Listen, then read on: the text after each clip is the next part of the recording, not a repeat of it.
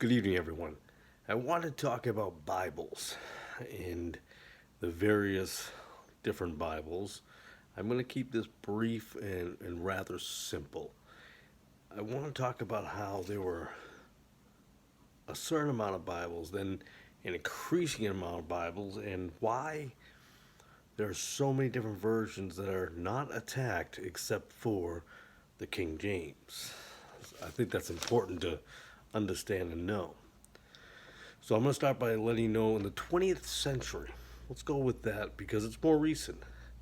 You had the American Standard Version, which was made in 1901. Then it was revised in 1946 into the Standard Version, which is the New Testament idea. And then in 1952, they revised it again to make it complete. Then you have 1961, they made the New English Bible, New Testament, which you don't find very often anymore.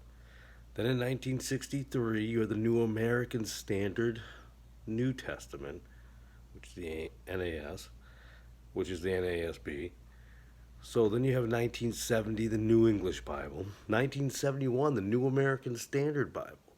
In 1973, you had the NIV, but it was only the New Testament. In 1978, the complete NIV came out. Now, I went to church in Assembly of God when I was younger, and they used the NIV, which I think is interesting because they did not use it to begin with because of when Pentecostals were Pentecostalism, I can speak, was originally founded. You're talking in the early 1900s, so they had to have used the American Standard. So they've decided to change their ways and use the NIV. So I guess in some denominations, Bibles are interchangeable, which is kind of sad in a way. In 1978, like I said, that was strange to me. In 1979, the new King James Version came out. Now, the aim there was to make the original King James Version easier to understand, which is what the NIV was supposed to accomplish also. I guess the King James people, certain people, wanted to make it a little easier to understand. By the way, it's not that hard to understand. Again, I'll go back to you have to read Shakespeare in high school, which I still don't quite understand. And yet, the King James Bible, I can understand just fine. I guess they think you're smart enough to understand Shakespeare, but too stupid to understand the Bible. Interesting. So then you have, as I left off, 1982. 1990 was the New Revised Standard Version. And in 1996, you had an NIV inclusive language study one. That was weird to me. So after looking those up, I was doing a timeline on them. I thought to myself, what actually are the top 10 most used Bibles today? And looking at the most frequently used and highest sellers or best sellers. So you have 1978's NIV, the New International Version. Then you got the King James Version. Then you have the English Standard Version, which was the ESV, which is funny because that was redone for the Revised Standard Version in 1952. The New King James Version. Then you have the New Living Translation. That was an interesting Bible, which I don't see the Living Bible on here, so they don't sell that anymore. That Bible actually has swear words in it. Figure that one out.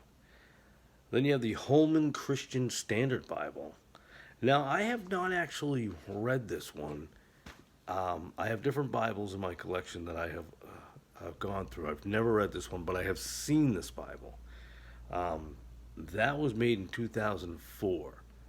And then you have the CEB, which is the Common English Bible, 2010, which became popular for a little while. And you have 1971's the New American Standard Bible.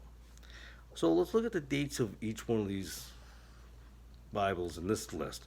1978 for the NIV, 1611 for the KJV, 2001 for the ESV, 1979 for the NKJV.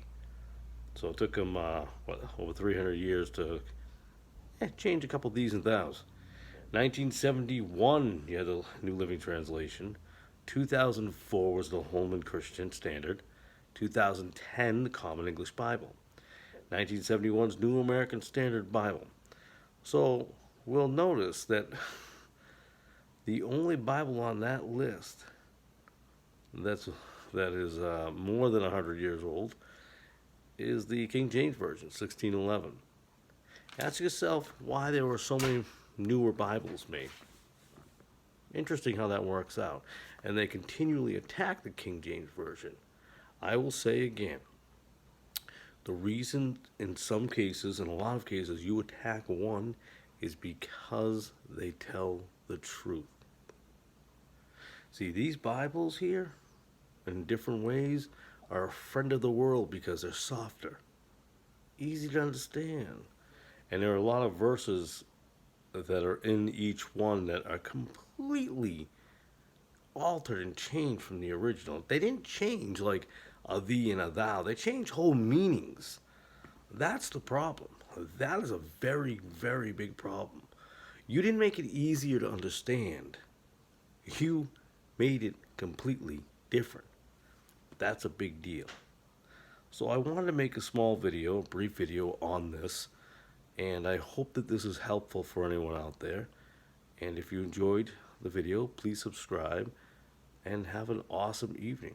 God bless.